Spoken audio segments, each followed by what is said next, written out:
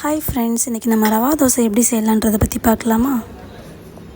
ஒரு கிண்ணத்தில் ரவை 200 கிராம், மைதா 100 கிராம், அரிசி மாவு 100 கிராம், தேவையான அளவு உப்பு, தேவையான அளவு தண்ணி சேர்த்து நன்கு கலக்கி ஒரு 1/4 மணி நேரம் ஊற வச்சுக்கணும். அப்புறம் பொடியாக நறுக்குன வெங்காயம், பச்சை மிளகாய், கருவேப்பிலை, மிளகு, சீரகம், கொத்தமல்லி, இஞ்சி எல்லாத்தையும் நல்லா பொடியாக நறுக்கி வச்சுக்கணும். அதன் பிறகு அடுப்பில் கடாயை வச்சு சூடானதும் எண்ணெயை ஊற்றி அதில் சீரகம், மிளகு, சின்ன வெங்காயம், இஞ்சி,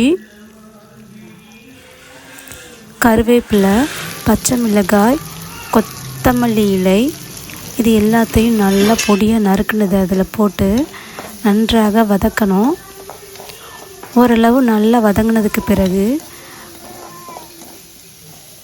அதை எடுத்து நம்ம ஆற வைத்து இந்த பக்குவத்துக்கு வந்ததுக்கப்புறம் இதை அப்படியே ஸ்டவ் ஆஃப் பண்ணிவிட்டு மாவில் அப்படி நம்ம கலந்துட வேண்டியதுதான். அதுக்கு இடையில் ரவா தோசைக்கு ஆப்டான தேங்காய் சட்னிக்கு தேவையான தாளிப்பை கொடுத்து அதையும் ரெடி பண்ணிக்கலாம். அதன் பிறகு தோசைக்கல் அடுப்பில் வச்சு நம்ம அந்த ரவா தோசையை 2 கரண்டி எடுத்து அதை ஊற்றி இந்த மாதிரி ஃபுல்லாக ஸ்ப்ரெட் பண்ணி வேக விடலாம். அடுப்பு நல்லா சிம்மில் வச்சுட்டு நம்ம இந்த மாதிரி சுற்றி ஆயிலை விட்டு வேக விட்டது பிறகு திருப்பி போடணும்.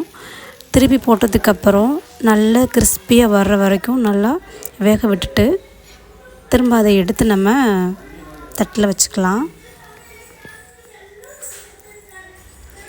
ஸோ பாருங்கள், ரொம்ப கிறிஸ்பியாக பார்க்கவே ரொம்ப அழகாக நமக்கு ரவா தோசை வந்துருச்சு. இதை அப்படியே நம்ம தேங்காய் சட்னியோடு வச்சு நம்ம சர்வ் பண்ணோம் அப்படின்னா ரொம்ப சூப்பராக இருக்கும். ஸோ இதையும் நீங்கள் வீட்டில் ட்ரை பண்ணி பாருங்கள். ட்ரை பண்ணி பார்த்துட்டு எப்படி இருக்குன்றதை கமெண்ட்டில் சொல்லுங்கள். தேங்க்யூ.